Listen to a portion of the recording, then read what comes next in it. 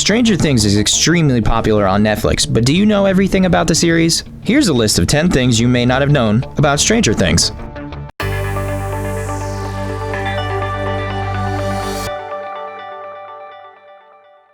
Number 10. Stranger Things is based on a real conspiracy theory. Stranger Things is loosely based on real conspiracy theories about the United States government conducting reality-bending experiments on children, specifically the Montauk Project. Rumors that the US government had been conducting experiments in psychological warfare in Montauk at either Camp Hero or the Montauk Air Force Station began to bubble up in the mid-1980s. The Duffer Brothers had the idea of shooting Stranger Things in Montauk, and the show was originally titled Montauk. But budget limitations and shooting in cold Long Island winters drove the Duffer Brothers south to Atlanta for filming the show. Number 9. The showmakers are said to have auditioned 906 boys and 306 girls for their lead roles. That's 1,213 child actors in total. The actors were asked to read scenes from a pilot episode, and also asked to read scenes from the 1980s classic Stephen King film Stand By Me, which many people consider to have the best child acting performances of all time.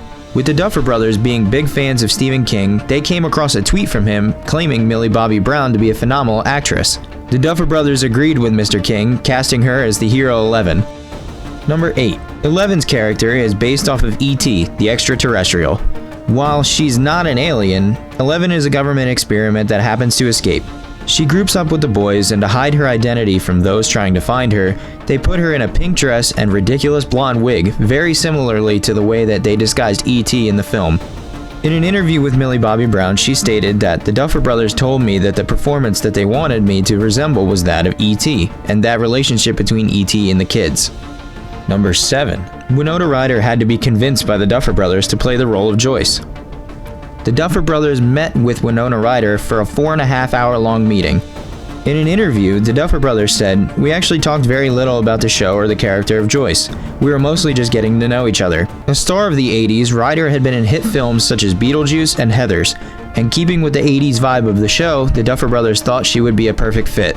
Ryder had been hesitant to join at first because it was a television series which she had never acted in before. But after their meeting, Ryder agreed to play the role and join the rest of the crew the very next day. Number 6. Stranger Things was greenlit and cast before it was fully written. The Duffer Brothers had written a pilot script and a 20-page pitch book full of potential ideas for the series in order to shop it around to different networks. Netflix bought the show and greenlit it based entirely on the pitch alone. That being said, the show hadn't been completely written. The Duffers had to cast the various parts of the show while they were still writing the rest of the episodes. As a result, many of the actors influenced how their characters were written, in particular the 4 main boys characters and Matthew Modine, who plays Dr. Brenner. Number 5. Character changes were common.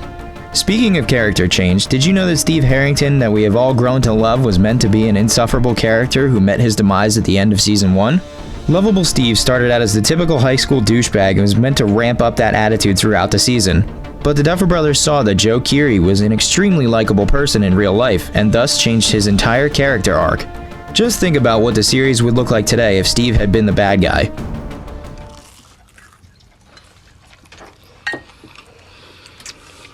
His finger looking good. Number 4. The show was rejected many times. The show was rejected by over a dozen cable networks. Stranger Things is one of the most popular shows on Netflix and has developed a huge fan following, but it definitely wasn't a surefire hit at first.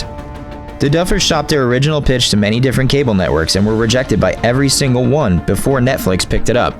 Strangely enough to note, many of the executives they met with told them that they couldn't center Stranger Things around the 4 main kids without making it a children's show.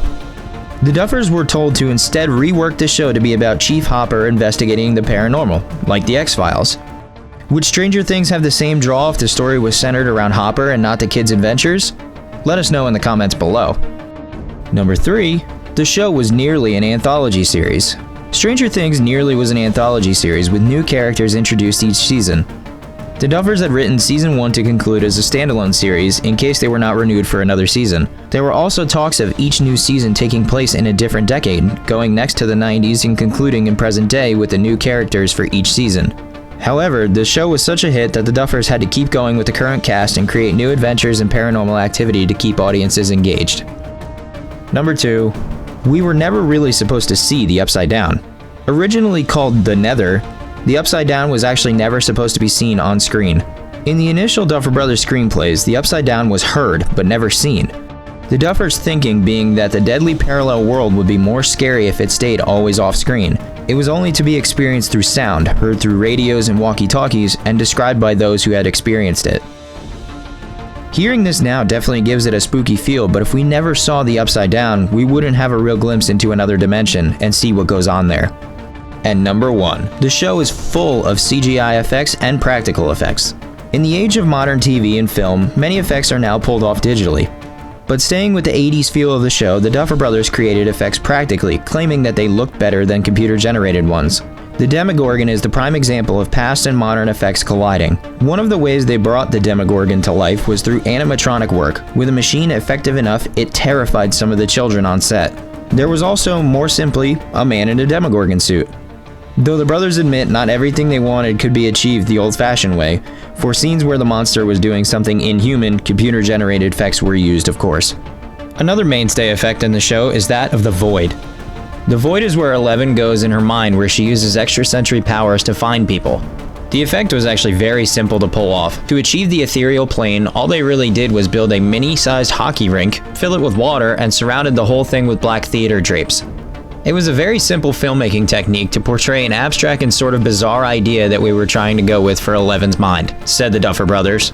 The Duffer Brothers also said as opposed to trying to one-up these huge shows or big movies with elaborate sequences, it was always about going back to the simplicity of something you couldn't do before you had big CG effects. And that's our list of 10 things you may not have known about Stranger Things. As always, please like, comment, and subscribe below, and thanks for watching.